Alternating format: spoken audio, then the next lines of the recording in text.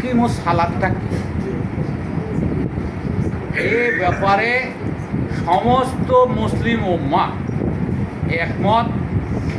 একটা হাদিসের ভিতরে পরিষ্কার করে বলা আছে, বুনিয়াল ইসলামু আলা খামস, ইসলামী দর্শন বা ইসলামী মতবাদটা 5টা খুঁটির উপরে আছে। 5টা পিলার বা 5টা স্তম্ভ ইসলামী মতবাদের বা ইসলামী দর্শনের, 5টা খুঁটি বা 5টা স্তম্ভ।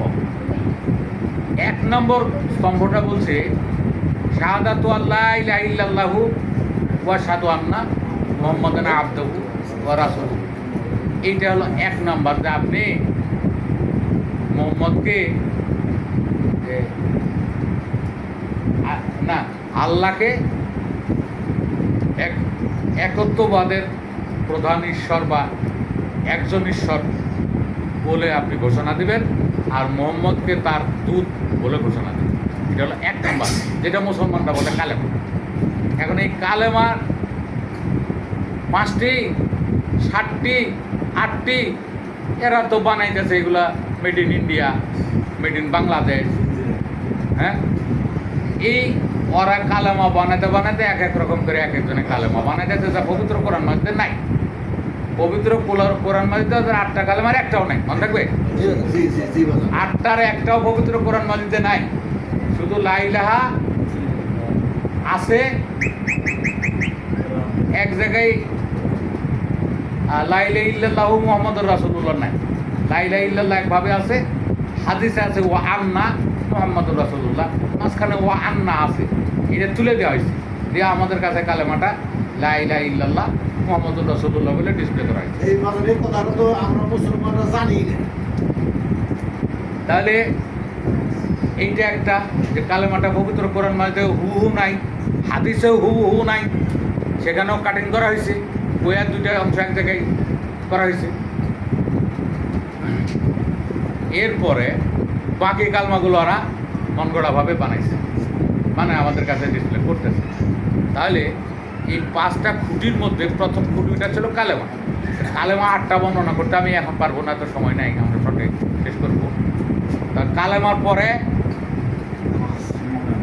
সালাত, নামাজ, সালাত, ওয়াকিমুস সালাত, এবং তোমরা তাপন প্রতিষ্ঠা করো।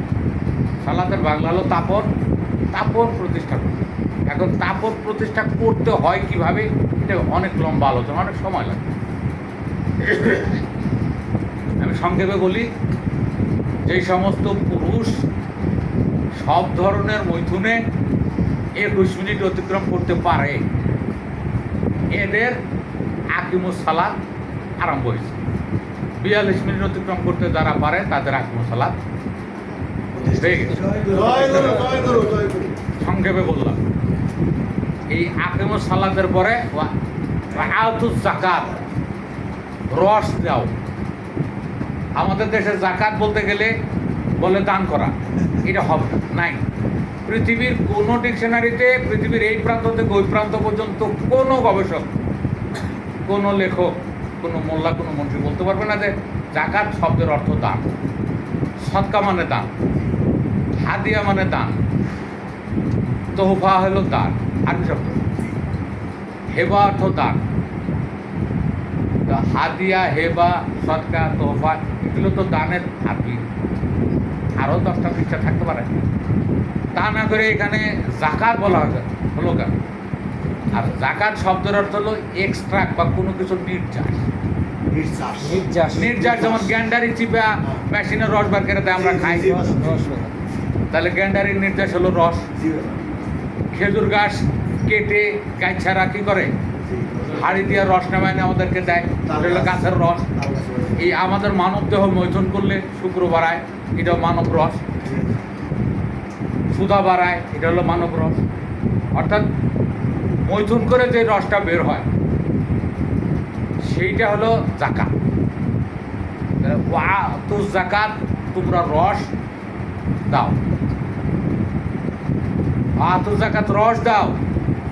আর এরা বলছে যে তোমরা ধন দাও, অর্থ দাও। এটা বানায় নিছে। আবার দেওয়ার যে মূলটা সেটাও কিন্তু 40 মূলটা মানব দেহ থেকে বেরোয়েছে। ওদের পবিত্র কোরআন মাজিদ, পবিত্র হাদিস শরীফ থেকে শুরু করে কোনো জায়গায় ওরা দেখাতে পারবে না যে 40-এর মূলটা কি। 40টা করতে গেল সরকার 2.5 টাকা। 2.5 টাকাটা কোত্থেকে এলো? তুই একটা আয়াত দেখাবি, তোরে অনন্তকাল আমরা কি চ্যালেঞ্জ দিয়ে গেলাম, কোরআন মাদের একটা আয়াত দেখাবি 2.5 টাকা। জয় গুরু, জয় গুরু, জয় গুরু। পারবেন না, নাই। হাদিস শরীফ থেকে দেখাবি একটা 2.5 টাকা, শতকরা 2.5 টাকা। কোথায় থেকে নিয়ে আলি? পুরা মাদ্রাসার গোষ্ঠী সহ সাধকের কাছে যা, আলিয়ার গোষ্ঠী সহ সাধকের কাছে যায় না 2.5 মন, নাহলে তোরা পারবি। তেল তেলে চেহারা কাম হবে। জাকাতের মূল যে 2.5, শতকরা 2.5 টাকা, এটা কোত্থেকে পেলি? এটা আগে আইনে আমাদের দেখা, এটা দেহতত্ত্বের বিষয়। তাহলে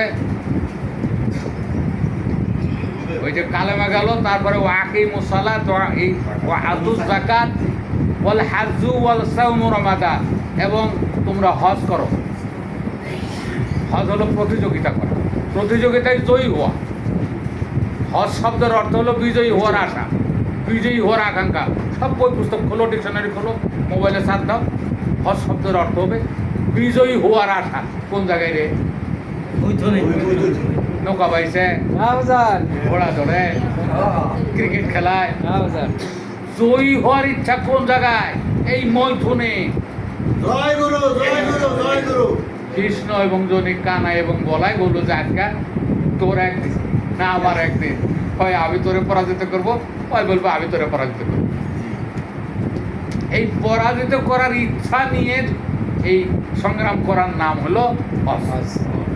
যারা বিজয়ী হয় তারা হলো হাজ, সংগ্রামী। আমরা বলি সূত্রধর, অটল, ঊর্ধ্বরেতা, এটা আমরা বলি।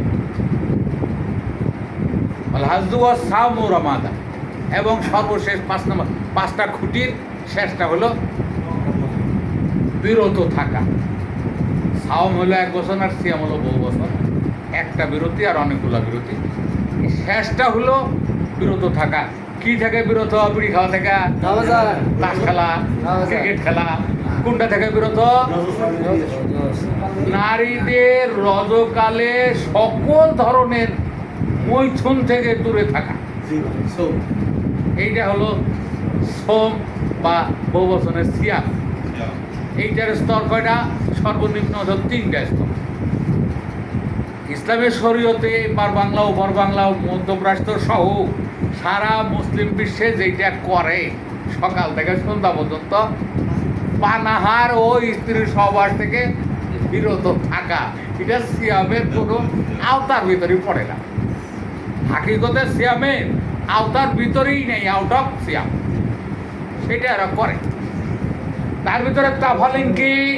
কোনো হোটেল চলবে না, সব হোটেল বন্ধ। যারা সেহরি খাচ্ছেন, আজান কাঁধে আসার আগ দিয়া, কাঁধে আসার সঙ্গে সঙ্গে মুখের গুলো ব্যাক করে দিতে হবে, তাহলে মুক্তি হয়ে ফেলতো না, নাহলে কিন্তু সেম হবে না। ওরা কিন্তু কইতেছে আবার যখন ইফতারি করবেন 1 মিনিট কম বেশি ওদের না হয়। ওরা বুঝে যে এখান থেকে চন্দ্রে গেলে কত কম বেশি হবে, মঙ্গলে গেলে কত কম বেশি হবে। তোর এই ঘড়ি মোবাইল চলবে? উত্তর মেরুতে গেলে 6 মাস দিন আর 6 মাস রাত, এখন আর এটা চলবে? আর এই গভর্নমেন্ট ক্যালেন্ডার যদি বগলে নিয়ে মঙ্গলে যায়, কাম হবে? তাহলে সেটা কোনটা? 1 নম্বর, সিয়ামের 3টা স্তর। হাকিকতে সিয়ামের 3টা স্তর। প্রথম হলো নারীদের রজকালের 3 দিন পর্যন্ত রমণ গমন মৈথুন কোনো ক্রিয়া চলিবে না, এটা হলো প্রথম, সবার জন্য। দ্বিতীয় স্তর হলো পবিত্রকালে যে 28 দিন, 3 দিন তো গেলই, পবিত্রকালে যে 28 দিন, এই 28 দিনের ভিতরে 1 ফোঁটা বীর্য তুমি জনি নালীতে পাস করতে পারবে না, ফেলতে পারবে না। এটা হলো সাধকদের, বিশেষ সাধকদের। তৃতীয়ত, এই পবিত্রতার ভিতরে আমাদের সৃষ্টিকর্তা এবং পালনকর্তার আগমন ঘটে। এই সৃষ্টিকর্তা এবং পালনকর্তার সাধনের জন্য নিজের তৈরি থাকা এবং সাধন করা। জয় গুরু, জয় গুরু, জয় এগুলো গুরু। হলো সিয়ামের তাত্ত্বিকতা, আধ্যাত্মিক গভীরতা। এরা যে সকাল থেকে সন্ধ্যা পর্যন্ত পানাহার আর স্ত্রী সবার থেকে বিরত থাকে।